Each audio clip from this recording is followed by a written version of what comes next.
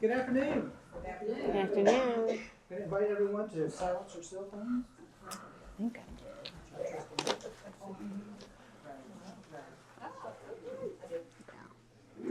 Well, welcome to the Bartow History Museum. We're glad to have you out for this month's Lunch and Learn program. If you're new to the museum, stick around afterwards and you're welcome to walk through and see our exhibits. We've got exhibits on both floors of the building. We also have a temporary exhibit on the other side of this wall on cookbooks that's going to be closing here in the next week or two, so check it out while you're here. And all of our permanent exhibits are upstairs. Let me give two real quick announcements about upcoming programs here at the museum. Our next evening lecture will be on February the 26th at 7 p.m. That's a Thursday night. Brad Quinlan will be here. Brad is a Civil War historian who's done a lot of research in this Civil War arena, but specifically the Atlanta campaign. And he's going to be here to talk about African American soldiers that were serving in Sherman's army during the Atlanta campaign. And then our next Lunch and Learn, a month from today, March 18th at noon. Alan Payton is another Civil War historian and author who's done a lot of research on the 19th Georgia Infantry. And he'll be here to share his research with us that day. All that information can be found on our website or follow us on Facebook and Instagram as well. But without further ado, let me introduce our speaker. I will say this also, we're expecting a large group of people to come to the lecture. You can that put your haven't been things on out the yet. chair if you want. So We there's can share promotion in the the chair. back here in a few minutes. That group's going to come in. So that's why we put extra chairs in the back. Well, our speakers today, I'm pleased to welcome and introduce Mary Joseph. Mary is the Community Outreach Coordinator with the Department of Community Affairs in Atlanta. Prior to working there, she worked in museums for 20 years. Her background is in theater from Andrew College and historic preservation from the Savannah College of Art and Design. As the Community Outreach Director, her job includes assisting in preserving African American history and being the liaison for the Georgia African American Historic Preservation Network. And they're here today to talk about one of their big projects they've been working on. Mary also has a guest with her, Renee, that she will also introduce as part of her program. Mary, welcome. Thank you, Trey. Good afternoon. Again, I'm Mary Wilson Joseph. I've been a part of the Georgia Department of Community Affairs about 3 years. And again, my job is doing technical assistance for the state of Georgia. I travel around the state helping and assisting in African American communities, buildings, anything you can name of, museum work. But I'm here to talk to you about this document right here. This document serves as a historic context statement to educate the public about Georgia's rich history of African American entertainment through the lens of the Chitlin circuit, which began in the 1920s to the late 1960s. That the place of entertainment was in segregated America. When I began my position at the Historic Preservation Division, HPD, I discovered a collection of research by the Georgia African American Historic Preservation Network, also known as GOPN. One of my predecessors, Jeannie Syriac, and their work laid the foundation of this initiative to create a heritage trail, highlighting the important legacy of the circuit. However, it was not completed. This context statement is our continuation of important work and steps in the establishing of this heritage trail. This context statement not only deepens our understanding of Georgia's African American history, but also opens the door to further research and discovery. Through the connection already made from this project, we hope to connect and engage with more people, institutions, and organizations to uncover amazing stories and sites through this entertainment space to life of the segregation South. Future Faces will not only highlight performance venues, but also places where artists lounged and restaurants that welcomed them during the segregation time. We hope the content statement not only educates, but also inspires. Despite many barriers faced, music, comedy, dance have always been a vital to human experience. For African American communities, these performances provide much needed moments of joy, escape, and connection. The venues that hosted them, whether there's theaters, lively clubs, and humble juke joints, are more than just entertainment spaces. They're endured a symbol of cultural pride, creativity, and achievement. We are deeply grateful that the Fox Theater Institute and New South Associates for their funding and collaboration. They support, along with the pioneer of GOPN and Jeannie Syriac, have been instrumental instrumental, in bringing the project to life. Without their dedication and importance of the chapter of Georgia's history and stories and artists, views, and experience may remain untold. I'm proud that phase 1 is completed and look forward to the next stage. Excuse me. Yes. Could you do us a favor and angle your This way, okay. Sure.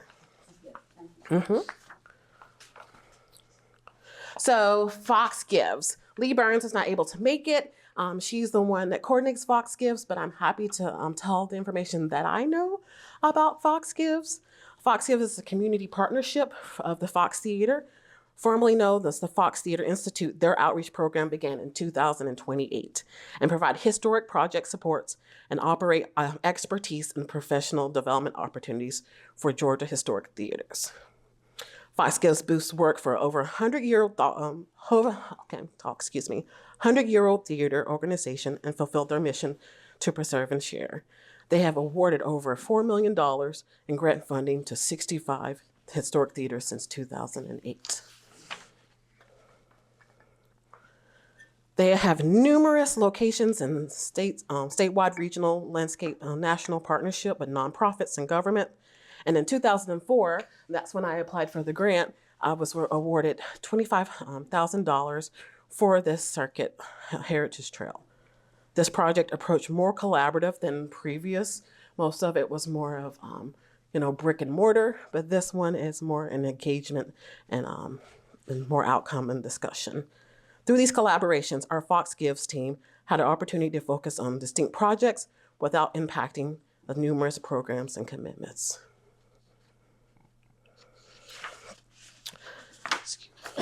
They have updated existing surveys from Georgia Historic Theater surveys, which additional related to African American theaters with this project. They also have identified historic resources that may benefit Georgia presenters programs or potential grant funding. Previous grants that were allocated to African American theaters included the Douglas Theater, which is in Macon, Liberty Theater in Columbus, and the Morton Theater in Athens. Two of these grants or theaters were also active members of Georgia Presenters. Liberty Theater in Columbus is due to open soon after some restoration. So we've also did a lot of partnership with HPD, Historic Preservation Division, with Fox Gives. We have partnered with them for establishing the Fox Theater Institute in 2008, as well as past state research guides, surveys associated with internships, and we also network with theaters through the National Register of Historic Places program and historic tax credits. And this theater here, Lee Burns and I have worked closely with when I first started. This is the Liberty Theater in Valdosta. And sadly, this is the facade that no longer existed. This was the club part of it. The theater still exists, but due to Valdosta saying it was really hazardous to keep this portion up, it was demolished in 2022, I believe. Or 2024, I'm sorry. But now the theater is still being used, but it's more used as a nonprofit for a soup kitchen. So they do some great work out there. And these are just some pictures of the big check ceremony that we hosted in May. We actually went to the Morton Theater in Athens. And these are some photographs of us celebrating for receiving this grant. And then if you have any questions that I can't answer, which is probably a lot, here's Lee Burns' contact information. Feel free to take a picture of it. If you have any theaters here in Georgia, which is a few blocks down the road, grants are coming up for that as well. So thank you so much. And I'm going to pass it on to Renee Donnell. She is part of New South Associates, with our collaboration, and did majority of the work with her and her colleague, Wes. So let's hear for Renee. Thank you. Mm-hmm.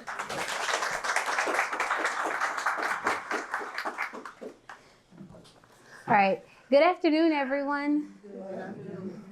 So I am Renee Donnell, as she mentioned, and myself and my coworker Wes from New South Associates, we were the ones who did the research and found some of the locations for the Chitlin Circuit here in Georgia. And so I'm going to start with Wes's section first. He is the one who kind of did the background research on like what it is, how it worked, and things like that. And I'm in charge of finding like the locations and the artists. Okay. So one of our earliest realizations during this project that there was not a consistent definition for the term Chitlin circuit. And a lot of people say, oh, it has to do with chitlins. No, it was not involved with the food. So many of the interpretations of the network gave contradictory answers as to when and where the circuit existed, what types of art was included in it, what size venues were incorporated in its network. One thing stood out though. All the definitions agreed that the Chitlin circuit worked to bring Black entertainment to Black people during the age of segregation. And this definition allowed us to see a thorough timeline from the earliest years of Black entertainment circuits in the first decades of the 20th century, all the way through to the era of civil rights movement and urban renewal when the circuit began to unravel. So the earliest known reference to the term Chitlin circuit is in a newspaper article from 1966, but the term certainly predates its appearance in print. Just how early the network became known as the Chitlin circuit is still unknown.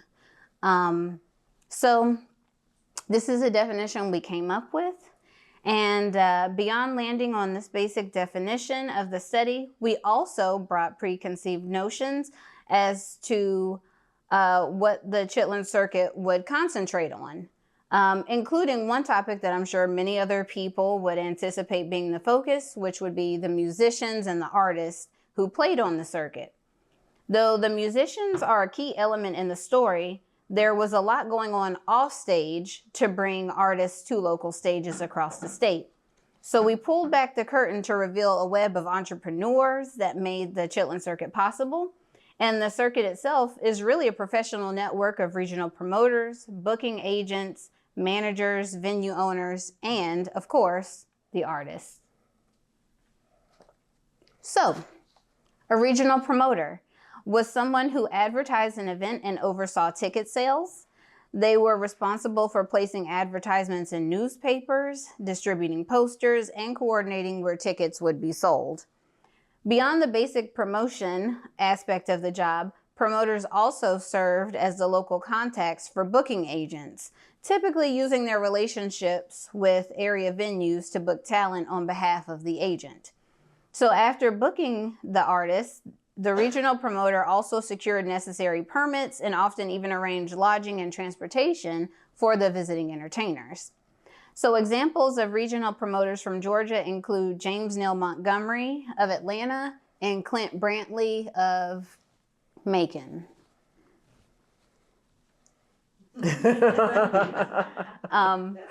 A booking agent was the person representing an artist's interests in terms of securing gigs.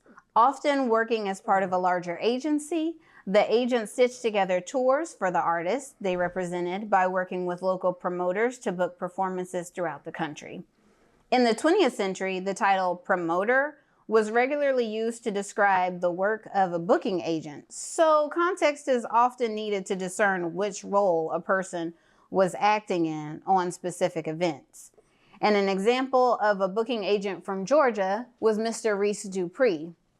Now, Mr. Reese Dupree spent most of his life in New Jersey, but he did teach a chicken how to sing, and it like made newspapers across the country like, oh, come listen to this guy singing chicken. So look him up. The venue owner was also responsible for their performance spaces and maintained relationships with local promoters to bring talent to their businesses. And examples of business owners or venue owners in Georgia include Monroe and Charlie Morton of the Morton Theater in Athens and Charles Douglas of the Douglas Theater in Macon. And they are up there. So occasionally, booking agents were also talent managers. And though the roles were usually very distinct, with managers hiring booking agencies specifically to build tours and handle logistics of a performance, many of the roles were also fluid. So sometimes people switch between roles over time, and people occasionally perform multiple roles at the same time. For instance, Clint Brantley, the regional promoter of Macon, was also Little Richard and James Brown managers for different periods of times. So it kind of just changed. So working together in these behind-the-scene roles, entrepreneurs plugged towns and cities across Georgia into the Black entertainment circuits of the 20th century. So through our research, we also identified 4 general time periods in the span of the Chitlin circuit. The first is the vaudeville era, which lasted from 1910 to about 1931 in Georgia. This period includes the development of the first entertainment circuits for segregated Black venues. Though blues and jazz were found on stages along the circuit during this time period, the main form of entertainment was vaudeville, which is a type of variety entertainment, typically including singing, dancing, comedy, acting, and various talents. And there were several different circuits operating during this period, but the most well-known is the Theater Booking Owners Association, also known as TOBA. The second era was ushered in through the downfall of vaudeville and TOBA in the early 1930s. Due to several factors, including the national economic downturn and rising popularity of film over variety theater, this period extended from approximately 1930 to 1940 and was the era of the territory band. The economic conditions that forced vaudeville troupes and large jazz orchestras to disband in the early 1930s allowed for a new type of touring entertainment to coalesce, known as the territory band. So these ensembles consisted of fewer instruments, allowing them to travel lighter with fewer members, which in turn lowered admission prices. So one enterprising band leader, Mr. Walter Barnes, noticed these small bands touring regionally across the South and began to track their movements in a newspaper column, eventually setting out on tours of his own and setting the foundation for the next era of the Chitlin circuit. So the third period arose in the 1940s and lasted through the late 1950s. And this is a period that is most strongly associated with the Chitlin circuit. So during this time period, Black artists were formulating new sounds that would spin off to create new genres, including rock and roll and soul. And the circuit also incubated major artists of the 20th century during this period, including Georgians Little Richard, Ray Charles, and James Brown. The event that distinguished this period from previous ones was the creation of the Black-owned Ferguson Brothers Agency, which was a Midwestern booking agency that helped solidify the professional relationships that brought Black artists to towns of all sizes across the eastern United States. The fourth and final era of the Chitlin circuit was a brief period in the 1960s. The accomplishments of the civil rights movement opened up stages and venue seats to everyone, regardless of race, and the efforts of urban renewal ripped holes through Black business districts. So together, these events led to the downfall of the Chitlin circuit, as segregated Black entertainment spaces were no longer necessary for Black audiences. And many of the anchors of the circuit faced demolition or were severed from the communities that they had long served. So that's a little timeline. And now we'll move on to the venues and how we found them for here in Georgia. So I was tasked with finding venues and artists for this report. Artists include singers and musicians, and venues include theaters, which were more common in the beginning, which hosted more vaudeville acts, juke joints, which were less regulated clubs and tended to be more in rural settings, and then you had clubs in urban settings. You also had other venue types, which included city auditoriums, VFWs, and sometimes even outdoor venues. So locating these places and finding these artists was really fun. It was like being a detective, like going through all these different sources. So I used a variety of resources to help find venues and artists. We read through books like the African American Theater Directory, the Original Blues, and different biographies of artists from that time period. I also searched through the Georgia sections in the Green Books that were available online. And after finding certain locations from those places, I would go to newspapers.com and look up the names of those locations to see if any other information appeared. And several locations, it is important to note that several places would show up on newspapers.com, but not on the Georgia archives, the Georgia newspaper archives, and vice versa. So you had to kind of look at both places because it was very rare to find a location that was in both newspaper records. Cinematreasures.com also mentioned several locations and gave pictures. So Cinema Treasures was a very good website. Google searches didn't help too much. Finding artists was easier than finding venues because artist names are all over books and articles from each decade throughout the circuit. Singers would talk about partnering with other bands and performers or opening for another musician. So finding names was very easy. Also, if you found a venue first, then you would just look through all of their advertisements and then say like, oh, tonight we have Ray Willis and they're performing here. So it was, finding names was very easy. And some individuals that we may already think of as being part of the circuit are Ma Rainey, Otis Redding, and Little Richard. So there were other groups in Georgia, like the Georgia Sea Island Singers that sang spirituals. Thomas Dorsey, who went from being a blues man performing with Ma Rainey to being the first individual to call gospel music gospel. Zilla Mays was a singer turned DJ in Atlanta. And I also learned that the sounds of Johnny Guitar Jenkins inspired Jimi Hendrix. If you don't know Johnny Guitar Jenkins, like his music and Jimi Hendrix music are very similar. And Georgia was full of amazing artists and still is to this day. So some of the limitations for finding locations were the amount of time we had to complete this part of the project. Wes and I only had about 3 to 4 months to pull all of this information together. Additionally, we were able to find the name of some locations mentioned in the books and oral histories, but we're not able to find any other follow-up information like an address or dates of operation. And we also believe that a lot of venues may have just been lost to time, whether places were advertised via word of mouth or their print traces are just no longer accessible. We may never find them. Region 2, which is Northeast Georgia, Region 4, which is West Georgia, and Region 9, which is between the coast and South Georgia, had little to no information about venues there. If you're like, what are all these regions? I'll have a map coming up soon.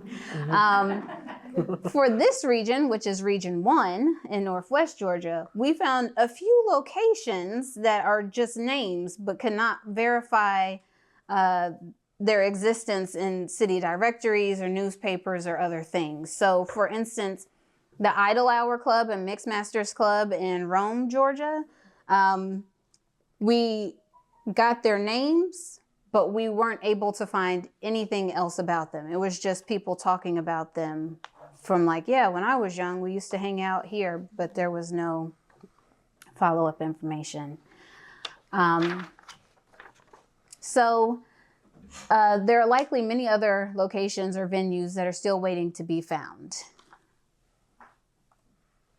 This is the map. So we did this based on the 12 regions. Use your sticks with it. Yes, I will. We used the 12 regions for the state of Georgia. And as I mentioned, Region 2 is up here, Northeast Georgia. Region 4 is right here where you see nothing. And Region 9 where you also see nothing. This is Region 1. Y'all are up here.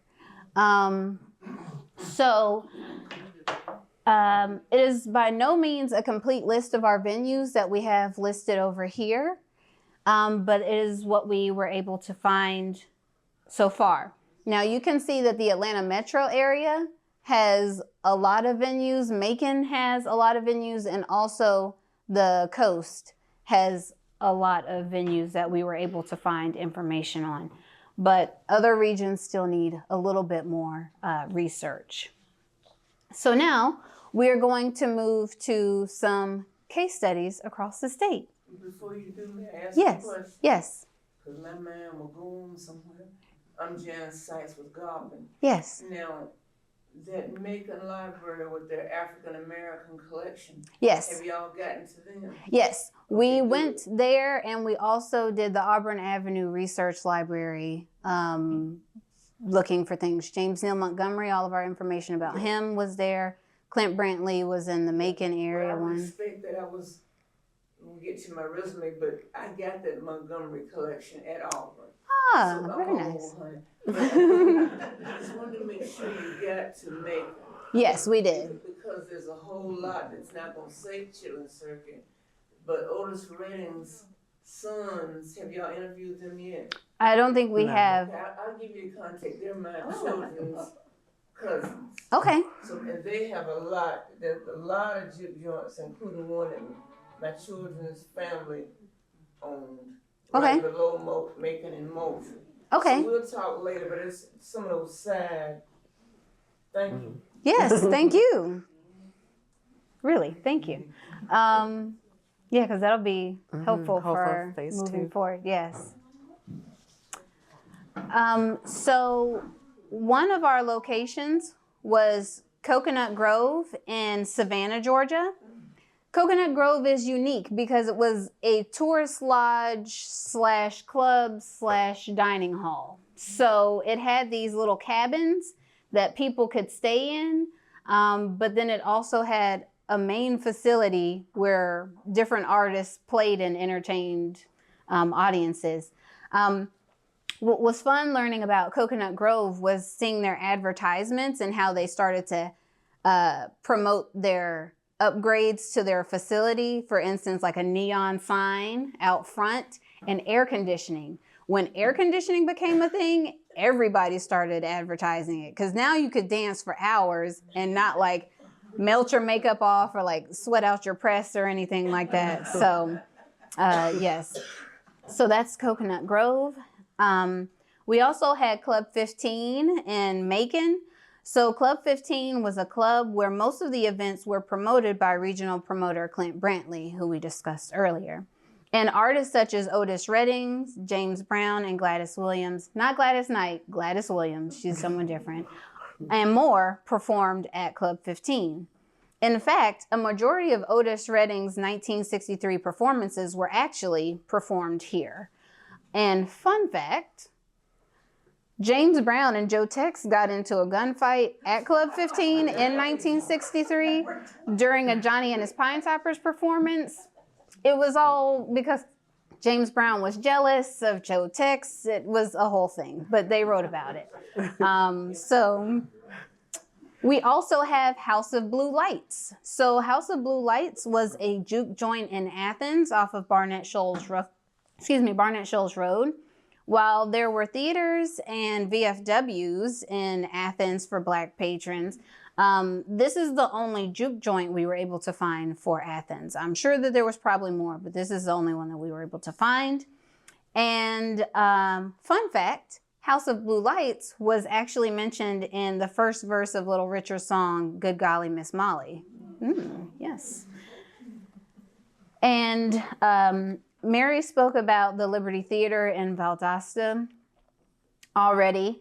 And there were Liberty Theaters all over the country, including another Liberty Theater in Columbus, Georgia, and potentially a white Liberty Theater in Valdosta as well, or maybe it was a white one in Columbus. There were lots of Liberty Theaters, but this one was a part of the Martin chain, which was a theater conglomerate, and also had multiple parts that she kind of touched on a little bit earlier. So there was a theater, a club, and there was like a little cafe all together. So if you wanted to be entertained, there was so many different types of entertainment you could receive at the Liberty Theater in Valdosta. So turns out that the Chitlin circuit spanned a longer time period than we originally thought, and it was more than just a few artists playing at a couple of places here and there. It was an established network of promoters, talent agencies, venues, and artists all working together for the entertainment of Black America. And Georgia played a big role in this. So if you want to know more, you can scan this QR code here. Yes. And you can read our full report. So our full report is connected to that QR code. And Can I say, it takes us to our DCA website with all of our reports. So you have to scroll down to under African American and you'll see the Chitlin Circuit report. And you can click on it there. Mm-hmm. And also, my coworker Wes, he created a playlist from artists from that time period. And did you know, I'll go to the next one. Did you know that Cartersville was home to Robert Louis Jackie Beavers? Okay, good. So in addition to singing his own music, he also wrote songs for other people. One of his most well-known songs is Someday We'll Be Together, sung by Diana Ross. And he later went on to record several gospel CDs and became a minister. He also worked under Governor Joe Frank Harris as an executive assistant for Minority Affairs.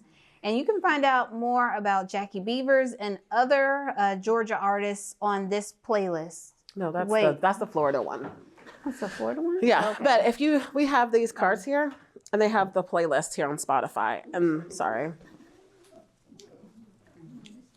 So I'm happy to pass these out, and all of them have, the front of them start with the Georgia list, right? Yes. Okay. Yes. And then it goes down to all the other artists that were part of the circuit as well. And that playlist will last you over 3 hours. So if you're going on a road trip, you can put this on there. So yes, so thank you guys so much for your time. Thank you for coming. Are now there any questions? questions? So the other QR code, is it the same as that? No.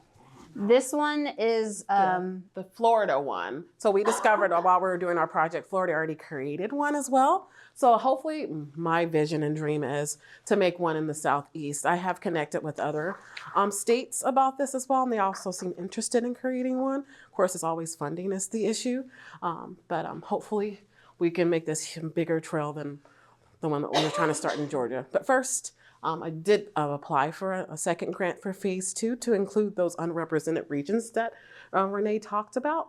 And so hopefully we can get those as well as including the lodging and the restaurants in there as well.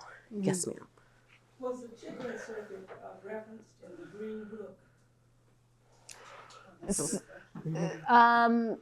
For the state of Georgia, it didn't say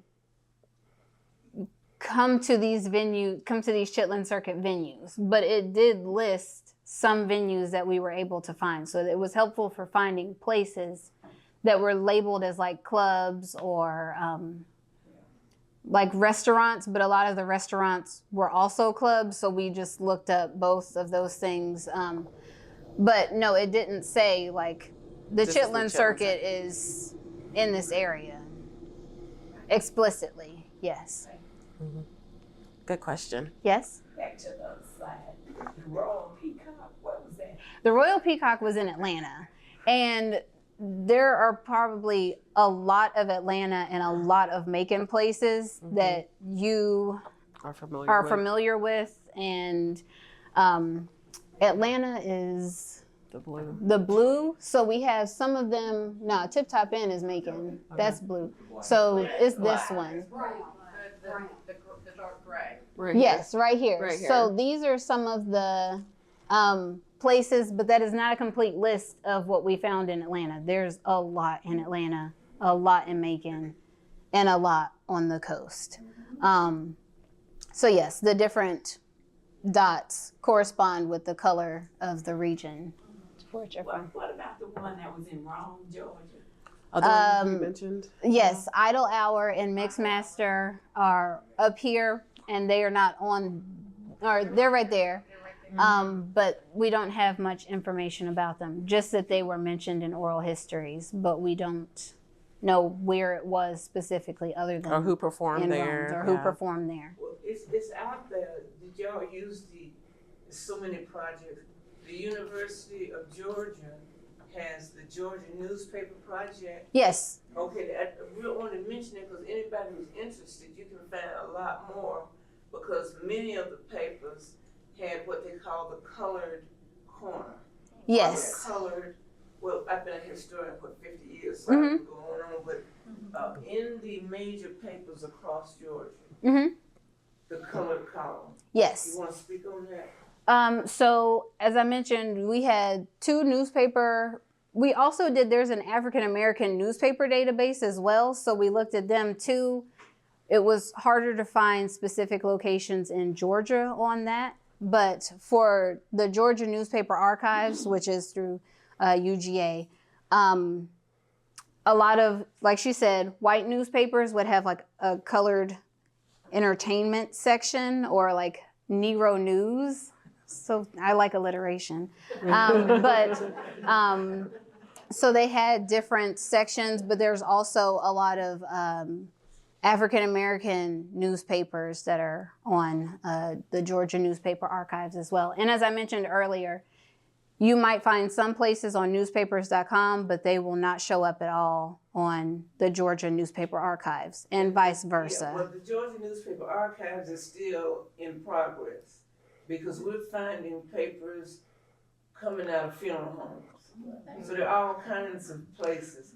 So we didn't expect y'all to have it all. Now, how can we, as a collective? Well, get yes, this that's next why grant? we're here. Yeah, for our next grant. So we have our cards here. So we're collecting information now. Obviously, we can't do the work until we get the grant. Speaking in an existence, it shall come in. Yes. So for phase 2, to talk about those unrepresented places. And I mean, Renee and I were talking once about the Douglas Theater, and you mentioned about how it was not only just the theater, but a place of a motel base or a hotel. Yeah, it was a hotel connected to it, and we learned through different newspaper articles that the Douglas Theater in Macon had passageways built between the hotel and the theater, so artists could just go directly to their room without having to deal with fans and things like that. They didn't have to go downstairs, go outside, go in the front door of the hotel. It was directly connected to the entertainment wing. So I thought that was really cool and innovative. And there's also lots of restaurants and things that also supported all of these entertainers. Yes, sir. I'm Carl Barnes. I'm a film sure about that's 85 to 2000, maybe right to Atlanta obviously is the epicenter of the state of Georgia. The Bailey Theaters, Yes. okay, were not black owned. No, they were not. So there's a whole lot of stuff that you can find that you may not find if you look for a black owned location. But Auburn Avenue, Yes. if you look at the locations of the Bailey Theaters in Atlanta, there's going to be a live, not a juke joint, because that's more non-urban. Yeah. Okay, but you're gonna find a whole plethora of clubs. They had, a matter of fact, you had a picture up there that showed the Atlanta Municipal Auditorium.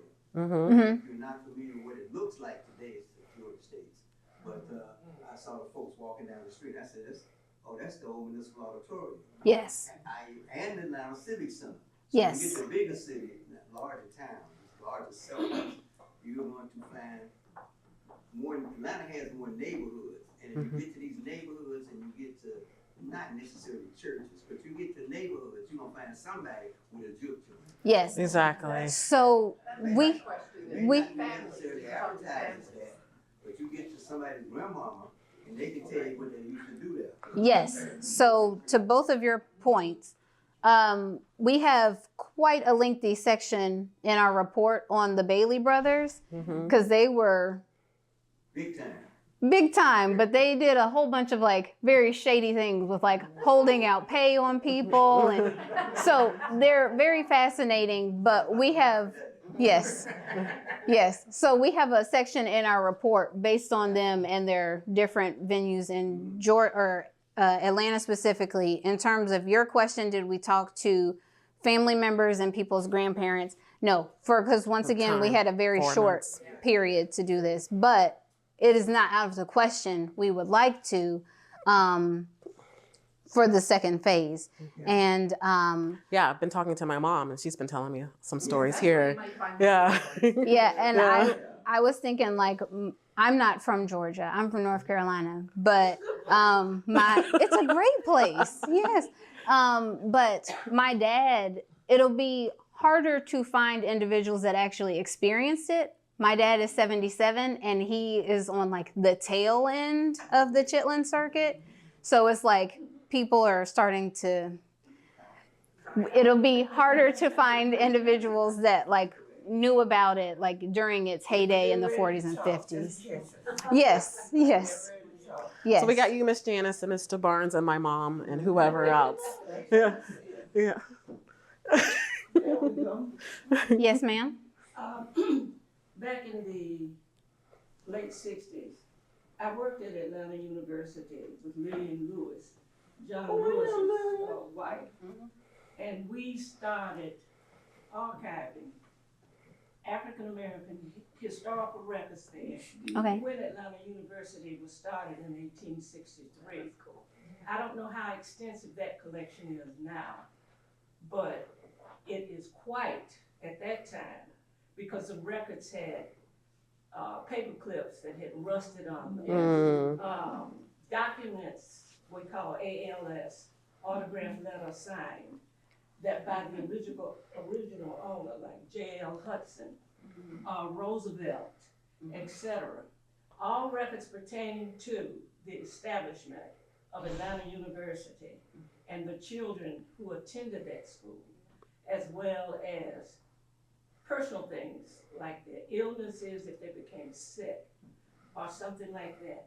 But they have records at Atlanta University, now it's Clark Atlanta, pertaining to going all the way back to 1863, coming forward, because then they established a department to capture and retain, preserve, and collect records. So I'm sure they have a lot of information on the Chitlin circuit. Okay. One of the catches, since we're talking, and I'm supposed to be an archivist, librarian, whatever, there's a new archivist at Clark Atlanta, and all the collections have been pulled together. I don't know the name, but I know y'all find the person. And so yes, all that's still there under this new person. But I'm sure they've added to it because they were going to initiate a program, because I eventually went to Chicago. But they were going to canvass areas, churches everywhere. People had records, documents, because they wanted to build a collection and historical preservation of African American history, primarily in the Southeast. So they were going to go as far out as they could reach. And by the way, I'm from North Carolina. Oh, very nice, very nice. Well, now that program had to stop now. And then what this new archivist is bringing in is similar to what was started before. But the new archivist has all that under their staff and all of that. We'll get that for you. Yes. You have a question, ma'am? You say that you're operating off of grants. My question is, where are you getting your grant funding from? Oh, like I mentioned, first grant was from the Fox Theater, Fox Gives. They gave us $25,000 to do this project for essentially 3 to 4 months. And I just recently applied for the National Trust African American Culture Heritage Grant. I know it's very competitive, but like I said, I speak into existence, and that we can do phase 2. And then eventually I would love to have the trail exist with the markers so people can travel around the state of Georgia and visit these sites. So is there anything we can do to help the grant process? Oh, that's a really good question. If you find any other ones, Lee Burns from Fox said I could reapply again. I have to wait a whole full year before I can apply again for this grant, and see if I can do more technical assistance with her. But I'm constantly searching. And that's what I do for other people, and my job is help and assist with their communities as well, from grant funding to, who they can connect with to preserve their history. So do you need letters from us? Do you need? Not right now. I can't think of anything on top of my head right now, but if you know any funding that, please send it my way. Again, I have my card. Our letters of narrative and. Yeah, if you have those histories, go ahead and write those down and document them. But probably need to talk with us. mm-hmm. I talk to you enough. Yeah. This lady seems like she's on point. Yes, I appreciate that. So we'll definitely have to connect. I will connect with all of you guys. Yes, to Mr. Barnes. You know, and I think one of the things that you have to explain. Speak up a little bit, sir. I'm old. I got my batteries in my hearing too. I got one of the things you may have to explain is if you're a state agency, it's hard to get a grant. So you got, and you can't be an LLC. Mm-hmm. You gotta be a 501c3. Mm-hmm. So a lot of times when you're applying to private agencies, private grant providers. And so that's part of the thing as you start to educate the public on the resources that you need, because you got a good crowd in here, and they got a lot of tentacles in a lot of different places. Mm-hmm. And it does need to be, and I'm in another life, I was on the Georgia Civil War Commission, but you gotta function very similar like the Georgia Civil War Commission to get out into the community and start talking to people, because I'm about the age of your father. And so the question is you lose this generation of baby boomers, you have no connection to the past. Mm-hmm. Do you have a sign-up sheet circulating? That's the old-fashioned way. Because if I didn't know your number, I wouldn't call you. Okay. So let's get us a sheet. You see, I take it. No apology. Love you, Miss Janice. We can get that. Yes, sir, in the back. On your second phase, you plan to make a comparison with the regions you show against the populations of blacks in that area and their economic standings in that particular region. That's a good question. I have not thought of that. I was just saying that we had a lot of unrepresentation in those regions. So I was saying there's got to be more information there. With the time of 3 months was not enough. So I was hoping with that. But yeah, that's a good comparison as well. That's probably in the information in general. Mm-hmm. If you look at whether a bunch of clubs here and people on the average are making $8,000 a year and the population is XXX, they explain the access to the entertainment, those who can afford it. Yes, sir. Just as an aside, those regions are really the Georgia's 13 congressional districts. So explain to people what all this means. And the context when you're dealing with the economic, when you start talking about economic development, you get the governor's attention. You get a lot of people's attention, as opposed to saying this is a good thing to do. No, that dog doesn't hunt much. So the question is, you got to show folks there is new people coming into the region, into the state, have no earthly idea about Georgia, no earthly idea about the history of it. All they know is the highway came through and tore everything up. And you got a sign right there on the side of the road that says Negroes used to live here. That's all that's there. So you got to fill in those blanks. All right. Oh no, you've been in Atlanta. No, yes you have. You saw the sign, but you didn't know what the sign meant. But that's what the sign effectively says. Well, that's,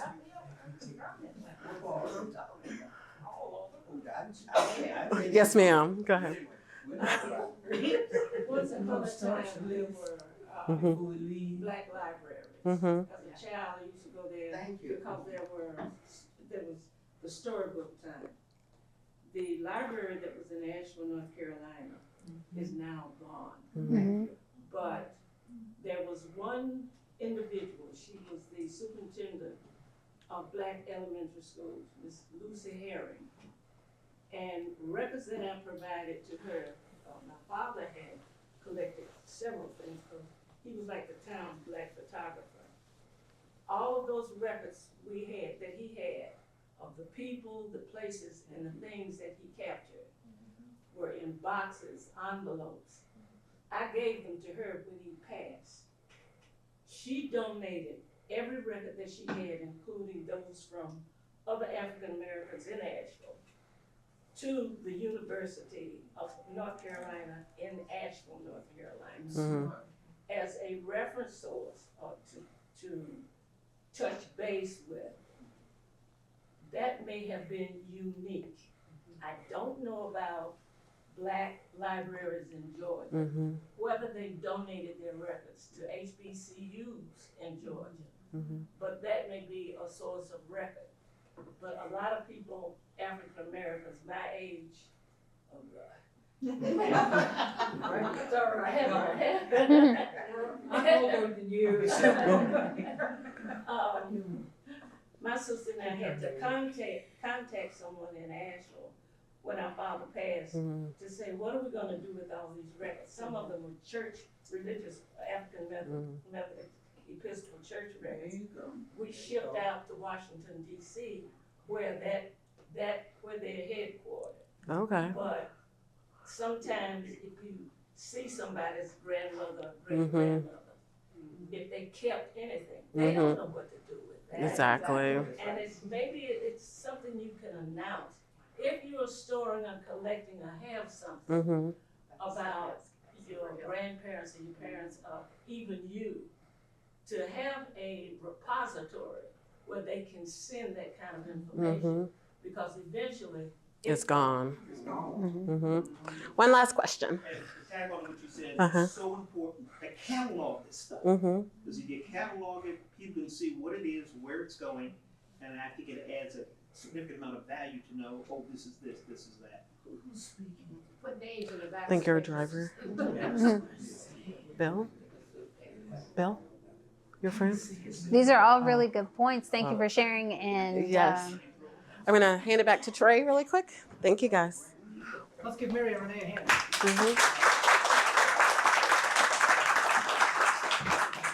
By the way, thank you for your work. Yes. well, thank you. Thank you for very listening. much for what you've done. And good luck in the future. We'd love to have you back as you update your information and provide more, Sure. more stories, particularly in No, you're good. And I'm glad Jackie Beavers has come across your radar. Folks, thank you all for coming out this afternoon. Mary and Renee will stick around for a few minutes if you have additional questions. Like I said earlier, the museum is open. You're welcome to take a look around the museum, and we'll see you next time. Thank you. Thank you. Yeah. And please take, I have the brochures. Yeah. Thank you.